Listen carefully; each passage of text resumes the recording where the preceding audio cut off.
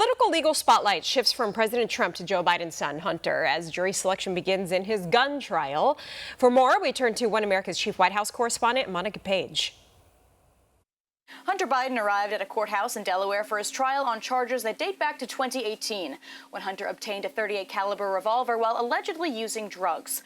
Hunter is facing 3 felony charges: making a false statement in the purchase of a firearm, making a false statement related to information required to be kept by a federally licensed firearms dealer, and possession of a firearm by a drug user, specifically an addict of a controlled substance.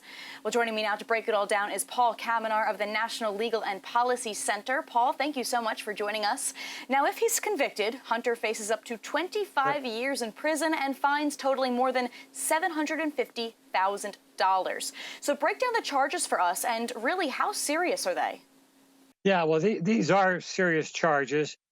Keep in mind that last year they tried to do a plea bargain and have this go away, but the judge would not have anything to do with that plea bargain. And then in September, we're going to have the tax case in California, which have very serious consequences too. And I think the evidence is overwhelming that he will be convicted. It's clear from his own memoir that he was using drugs on the day and that time period that he possessed the gun.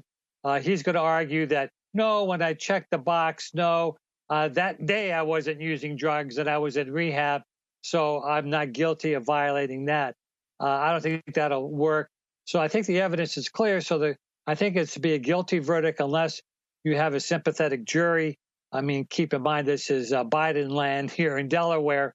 So they're all, a lot of people are familiar with the Bidens. What he should have done was pled guilty and reserved his right to appeal and save his family all the lurid details of his drug use, et cetera, because he did say he has an argument that he might raise on appeal, which is interesting, and that's under the Second Amendment.